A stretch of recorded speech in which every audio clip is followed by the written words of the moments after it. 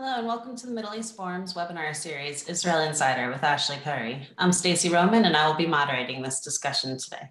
We are pleased to have Mr. Ashley Perry, advisor to the Middle East Forum's Israel office, join us here each Wednesday at 3 p.m. Eastern to update us on all the events going on in Israel.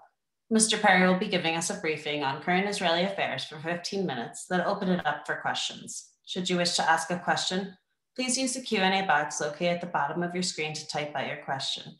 And now, with no further ado, I'll turn the discussion over to Mr. Ashley Perry. Thank you very much, Stacey, and good evening from Israel. I literally, within the last hour, got home after visiting Dubai, United Arab Emirates, for the last few days. So I thought I'd start a little bit talking about there, my experiences, what the feeling is on the ground towards Israel. The first thing I should say is that from my discussions before about whether to openly identify as Israeli, to wear my kippah, as you can see I wear kippah, people said to me it's fine. And I have to say, I wore my kippah everywhere. Anyone who asked me if I was Israeli, I only received very positive feedback. Walking in the souk, in the markets, people came up to me and said shalom, and said, really, we welcome you and your people to our country. Please feel like it's your country. Please tell all your friends to come. I have to say, really, really warm welcome wherever we went. And that's part of the reason, at least. There's at least 4 or 5 planes every single day taking hundreds, if not thousands of Israelis to Dubai and back.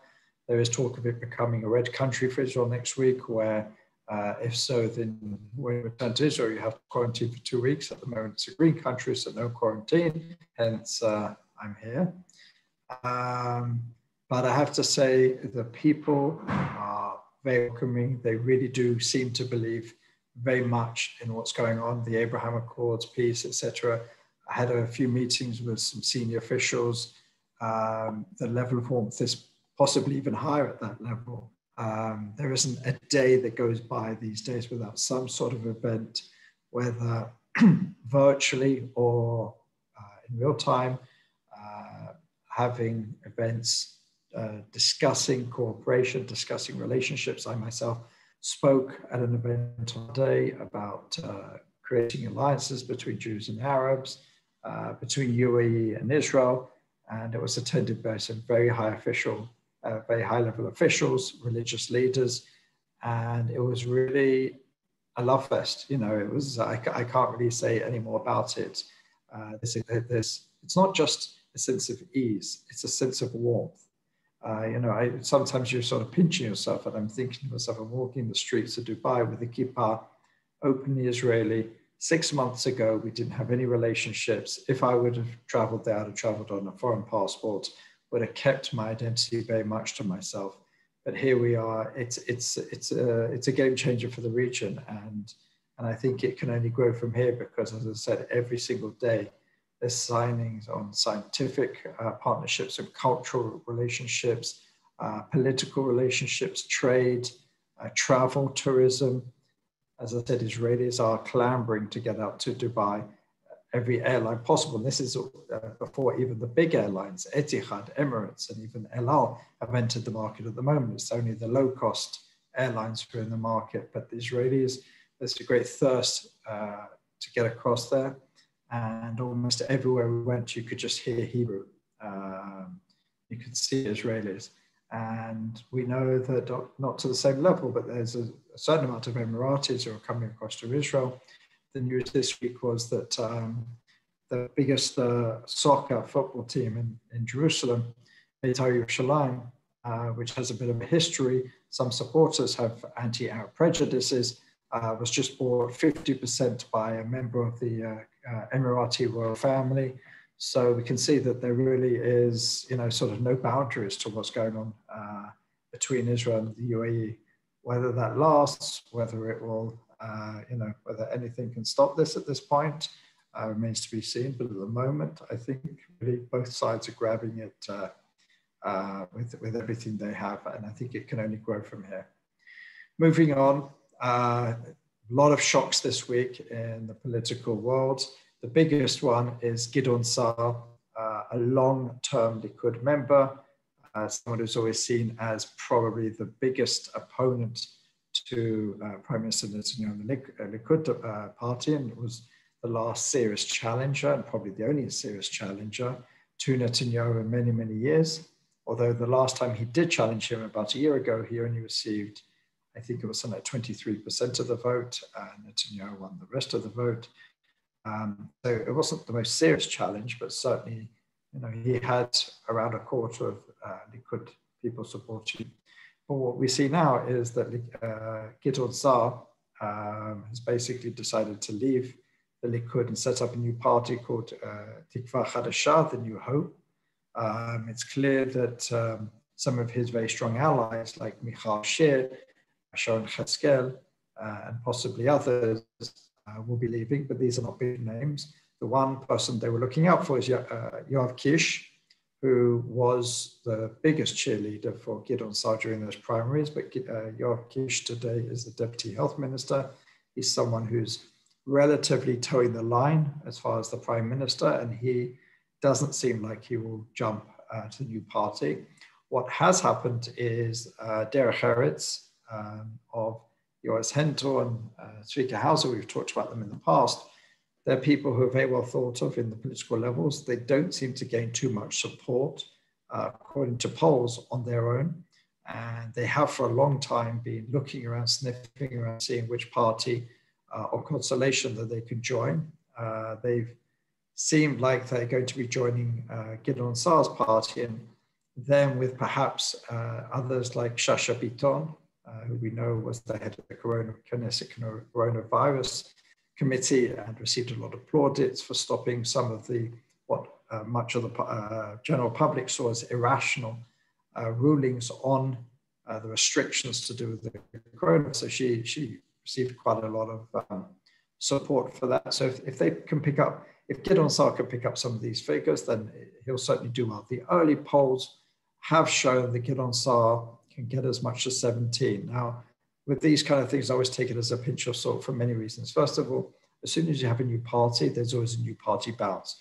We saw last elections, or the one before that, Orly Levy, I think, when she decided to strike out alone and join and create a party, Gesher, her first results were 12, 11 seats, and in the end she didn't pass the threshold. So I wouldn't put too much in that. Slowly but surely those numbers will probably come down. Also, polls in Israel are notoriously about making headlines rather than the reality. Sometimes, and I know pollsters in Israel who have asked, what results would you like to see before actually publishing results? And at the end of the day, when they have results once, twice, times a week, the idea is to give the media headlines to make something different. If it's the same old numbers every single time, then it's not of interest. So they have to have headlines. But it's clear that there is a group of Israelis on the center, right, center, perhaps even center left, who are tired, who do not like Netanyahu, who don't think Gantz or Lapid have anything new to offer. And they seem to be attracted to Gideon Sa'ar and some of the other faces that potentially are bringing him. What is interesting is that he doesn't seem to be taking so much from the Likud. There are a few votes he's taken from the Likud. He seems to be taking more from blue and white. He's taken quite a few from Yesh Atid and Yamina. What is interesting is if you put them, all the right-wing religious parties together, we're actually getting closer to 70s. Usually the right-wing bloc is between 61 and 66, 67, depending on the poll. But if you add to factor in Gideon Sa'ar, then it could be late 70s, if not longer. The question is, and this is what will certainly be on Prime Minister Netanyahu's mind, is can he bring in Gideon Sa'ar after elections? Can he bring in Naftali Bennett? It's clear that without either of them, he won't be able to form a future government. What the number that I always look out for, which I think is certainly worth noting, is if you look at the most recent poll and you take out Netanyahu's Likud, you take out the Haredi parties, you take out the Arabs and Meretz, is there a block of 61, which would include Gideon Sa'ar's new party, Yamina, Yesh Atid, Blue and White, and Yisrael Beiteinu? And according to the recent polls, you certainly do have 61. So it's possible to have a center-left, center-right, and right-wing alternative to the current government after elections. Perhaps they could work together on a lot of issues, because perhaps on the diplomatic and security issues, there are certain differences, not major differences, but on certain differences. But on many other issues, there isn't that much difference. And there are a lot of characters there that certainly work together. You look in the past at Lapid and Bennett, who are ideologically relatively apart, but they've worked very, very well together. They have very good relationships. The same with Avigdor Lieberman and Yair Lapid, and even Avigdor Lieberman and Bennett. Gideon Saar is relatively liked by all of them. Hauser and Hendel can be that bridge. So that it can't be ruled out. The question is who would be the leader of that particular constellation. But it's certainly something that Prime Minister Netanyahu will be looking at. The other wild card is Gadi Eisenkot, a previous chief of staff who's talked about entering politics, perhaps with the Tel Aviv mayor Ron Chodai and some others. Tzipi Livni, I think we talked about that last week. Nothing's been confirmed on that yet. It could be that Eisenkot, who hasn't ruled it out, could even go with Saar to create a mega party. Now that would be a real threat to become potentially even the largest party. Even talk about Saar's party coming in with Bennett's party, perhaps Smotrich on the side, who's the right wing, the more far right wing of Yamina. There's all sorts to talk about over the next few weeks. If we go to elections, I still say that we almost certainly will go to elections. Again, as we've talked about recently, there are two clocks. One is passing the dispersal of Knesset law, which I believe the first reading is coming on the 16th. And then if the dispersal of Knesset law hasn't passed the 23rd without a budget, it all ends. Regardless of anything else, 3 months from that point, we have elections. Now, if there's a dispersal of Knesset, as we've spoken of before, you have quite a wide margin of when to actually have the elections. Obviously, those like Bennett, now Saar, and some others want to have it as soon as possible to keep up their momentum. Netanyahu would want to have it as far as possible, because even though today Israel received its first batch of vaccines, and they say by the 26th of December, there's going to be, I believe, 60,000 vaccines given out every single day. So obviously the situation is going to be changing quite rapidly on that front, but probably the later as possible will mean the situation will have changed dramatically. So these are all things to look out for, but it's been another hectic week, and I'm sure by next week, there'll be other surprises. Who's going to move with who? Everyone is jockeying for position. Could this change the game? Could this change Netanyahu's calculations for calling elections? Could he, if elections are now averted, that will certainly make Saar's position very difficult, because then he would be out of power because he resigned from the Knesset today for a certain amount of time, and he would have lost his momentum. So there's a lot for all the major players to be thinking about, because we now see really 2 weeks until the dispersal of Knesset because of a lack of budget. This is what we're looking at the next 2 weeks. A lot of comings and goings, a lot of unions, a lot of new alliances, perhaps new parties, new faces, older faces like Tzipi Livni. But there's a lot going on. So it's still, the jury's out exactly what this will mean. Polls at this point are relatively meaningless because we don't know all the players, who's going to be with who, et cetera, et cetera. With that, happy to answer any questions. Great, thank you so much. So the first question we have in is, bearing in mind the fact that it is strategy and interest, not identity and culture, that bring Israel and the UAE together, do you see a chance for a future rollback of the current normalization, or are we witnessing a truly historic event, or something more ordinary? I definitely, again, I'm one person and I just felt on the ground. I think we are seeing something historic, something extraordinary. There is a feeling that there is a shared tradition, a shared identity, a shared culture. We are Middle Easterners. There is something very different again. And just even in my feelings with the highest level officials that I met, I didn't meet the highest level, but I met with a certain level of officials this week, and there's a real urgency there. They really want to do as much as possible. They want to, I think it was, I saw so many people on all the different planes. At the airport today, there was about 4 planes leaving within an hour of itself. And I saw high-level journalists there. I saw high-level Israeli business leaders there. I saw cultural leaders there. Unfortunately, the political leadership, as I just explained, are kind of in Israel dealing with other things, but I know that there was a certain amount of ministers who were supposed to go out this week.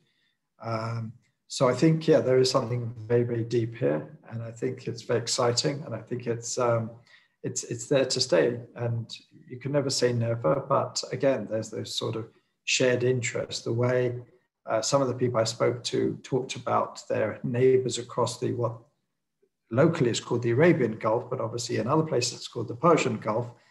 That shared opponent, enemy, was the impetus for it, but I think there is developing a real warmth between the two nations, which I think will stand the test of time. But who can say what will be in 5-10 years? Understood. And is there any part of the Abraham Accords that could be backtracked with a Biden presidency?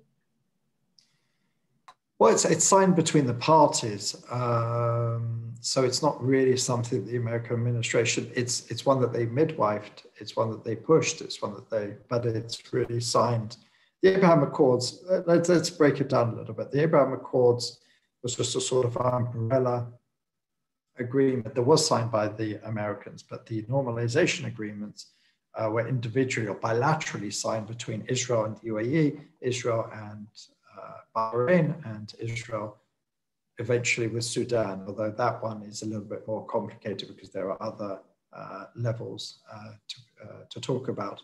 But the bilateral relations, also with Bahrain, it seems to be warming up a lot more than was expected. But with the UAE, I think they're actually trying to add more and more layers all the time. So I can only see that as positive. So what industries or areas of trade are likely to be impacted by the normalization? Well, it seems like many, many different levels. I mean, the most obvious one at the moment is tourism. The interesting thing is, I did a very small amount of tourism while I was out there, and I asked some of the people there, what's the peak tourism time? And they said it's around now. And I said, well, in normal years, without COVID, how would this look? And they said the place would be teeming.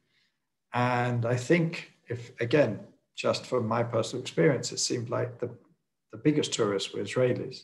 And with, as I said, 4 or 5 planes coming in every single day, each one with hundreds of Israelis, there's certainly, that can certainly be a boom for tourism out there. That may change if UAE does become a red country.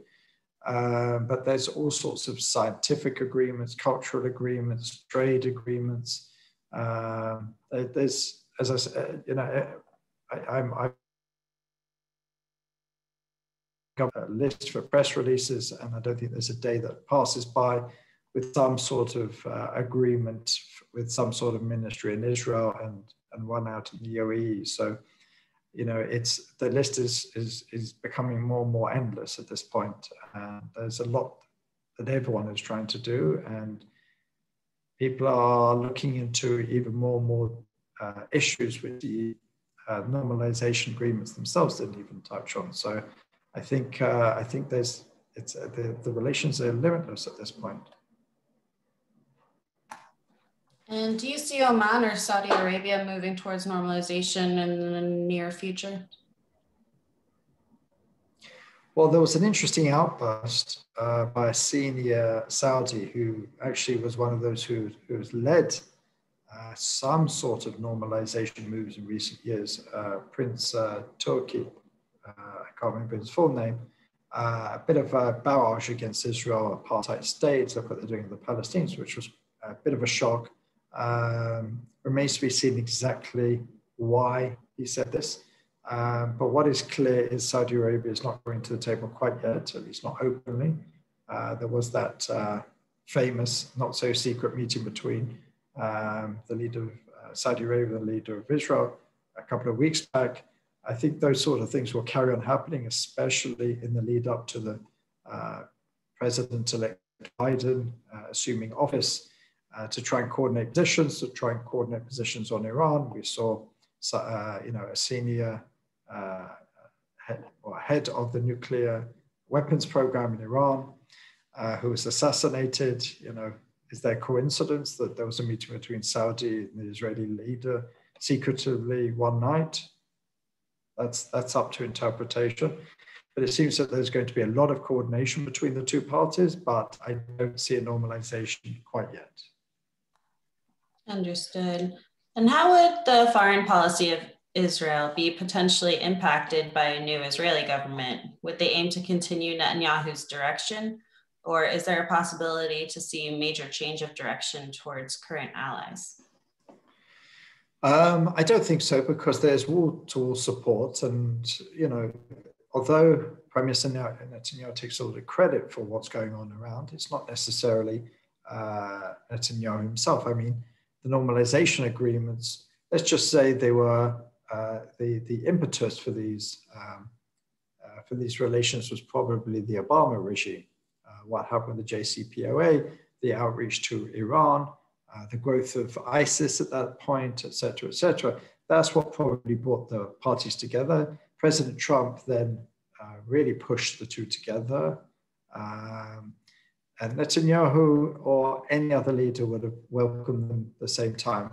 In fact, there have been murmurs in the region that some are actually unhappy about the fact that Netanyahu is trying to make the relations more personal to him. They're about him. He's the one who midwifed them. He's the one who did it. Whatever. Everyone knows that it wasn't necessarily Netanyahu, and they're saying that, no, this is a national. These are two countries coming together. This is not. But at the end of the day, a lot of the outreach around the world is done by professionals. It's done by diplomats. Some of it started under Olmert. Some of it started even further back. Some of it was either by other foreign ministers. So I don't think relations will change. What there has been in the past, especially during when there's been left-wing governments, is there's been more focus on the region, on the Palestinians. In the past, in Syria, obviously, the situation in Syria has changed, and there's been very little focus on Africa, Asia, and beyond Latin America, and that certainly changed a number of years ago, and there's a lot more attention even for the small, quote unquote, smaller nations. So I think there's an understanding now that Israel has to be far more international. Israel has to welcome relations wherever it may be. And I don't see that changing regardless of who comes into office. Thank you. From a political point of view, not personal, exactly how is Gideon Sa'ar different from Netanyahu? It's a good question. Gideon Sa'ar has been one of those politicians who really goes too far in his views on certain things. He's a bit of a Teflon politician where nothing really sticks. His view on the Palestinian issue is he's against a two-state solution, but that's kind of par for the course for most Likud leaders, although Prime Minister Netanyahu has gone on record saying that he's not against a Palestinian state. So probably on that issue, Gideon Sa'ar is to the right of Netanyahu. On most other issues, it's hard to say. He was an interior minister. He held the education portfolio. It was considered okay on these issues. These are not portfolios which really stick out. He wasn't defense minister, which is something, which is watched. Finance minister, which is something, obviously that affects every Israeli. Interior ministry is one that most Israelis will have some sort of bureaucratic knowledge of, but not much more. Education, it was at a time where there were some moves that were made, but there was no great reforms that followed with other education ministers. So he's not one that really stands out with having very, put his mark on. The one thing that I can think of is he's very keen on having a sort of changing the electoral system to having 60 members of Knesset elected according to the current system, which is proportional representation, having another 60 according to regional groupings, which will certainly change the map, which will make it more representative, more accountable, et cetera, but it's something which is probably a non-starter, but it certainly is an interesting idea, one that I would personally support. So we'll wait and see what Gideon Saar does, but what I think it definitely does do is it gives him more of a chance to become a more senior minister, because as we know now, he's a senior player, he was a senior player in the Likud, but he wasn't given a ministry. He wasn't even given a head of Knesset committee. He was basically a general member of Knesset. That's because of Netanyahu's penchant for revenge on some of those who get too close.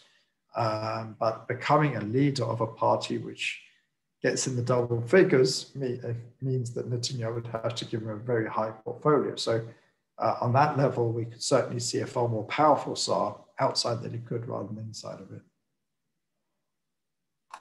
Thank you. What are your thoughts on the equality law that passed its first reading today? I mean, basically, it's one of a series of laws that Benny Gantz has been pushing, Blue and White has been pushing to sort of, it serves two areas. First of all, it tells Netanyahu that, you know, he's serious about elections and this is part of his campaign. And it also goes to his people and says, you know, we weren't just sitting in this government just to look good. We actually are trying to push forward some of the issues which are negative in the equality law. Some are claiming that it could stand in opposition to the Jewish nationality law. But I think when we can find the right tension between the two, that Israel is a Jewish and democratic state, which gives full right to individuals. It also, you know, acts as a Jewish state, which means that Jews can come and make an aliyah, and so the symbols of state are Jewish, like many other countries have Christian or Muslim or Hindu symbols around the world. And I think it's something which has always been there. That tension has always been there in the state. So now, at the moment, for the first time, these are being placed as basic laws, which are Israel's quasi-constitution. But obviously, when you have election season, these kind of issues become much larger than they should do. I think if it was an election season, most people would just look at these, see controversial and move on. But because it's election season, the right is trying to turn it into an issue where trying to get rid of the Jewish character. The left are saying we're going too far to an ethnocentric state and we need full equality. But at the end of the day, if you look at the actual wording of these two laws, there's nothing inherently problematic in either of them.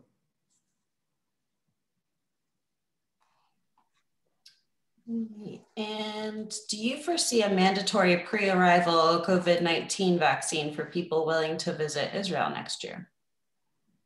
Sorry, say that again. Unmute. Do you foresee a mandatory pre-arrival COVID-19 vaccine for people willing to travel to Israel next year? I mean, you'll only be let in if you have the vaccine? Yes. There's been no talk of that, in Israel at least. I see some airlines like Qantas, possibly others, which say that you can't come on our airline unless you've had the vaccine. I think once it becomes more available, possibly. As far as I'm aware, no one's talking about that. I think once you have the vaccine, certainly there'll be a lot less restrictions on you personally. Like someone who has had coronavirus like myself, I can travel to a red country and come back without any isolation. They're talking about some sort of green passport for those who had coronavirus, for those who had the vaccine, which would allow you to do certain things perhaps that others wouldn't. So I see that probably there's going to be some level of, they're going to try and incentivize taking the vaccine. They won't make it mandatory for citizens. Will they make it mandatory for those visiting? That remains to be seen. There's, to the best of our knowledge, been no talk about it. Perhaps there is talk behind closed doors, but I think it's a little bit too early because the vaccines are only just being rolled out now. And overall, what is the public sentiment about the vaccines? Are people willing to get them? Well, the jury's out. I have seen some polls where there's a certain amount of wariness about them, especially being the first. There was talk of Prime Minister Netanyahu did not want to get one, but I think he's changed his mind about that, maybe because there was a backlash, and he now claims he will be the first one to get it. But I think like everywhere, there'll be those who will be adamantly against it, those who will rush to get it, and those who will probably somewhere in the middle will say, I don't want to be the first, but let's just see how that goes. And then maybe a few months down the road, as long as there are no problems, they'll take it. The vaccines do seem to be tested by the highest levels, cleared by the highest levels. It's just about communication at this point, about communicating to the public that these are safe, that these are, not to say that anyone who takes it will never get coronavirus, will never get ill, because no one can ever promise that in any world. But as long as we can get rid of a lot of the misconceptions and even conspiracies around those, hopefully, they say by spring, there'll be very large percentages in both the US, the UK, and many other places, including Israel, where at least the majority of those who would want to take the test will be able to take the test. The vaccine, I should say. Sounds good. Thank you so much. We've come to the close of our webinar. Ashley, thank you again for speaking with us today. Thank you. For our viewers, please join us Friday at 1 p.m. Eastern for a webinar with Seth Fransman on the Azerbaijan drones. Thank you all for joining us, and I hope you have a great day.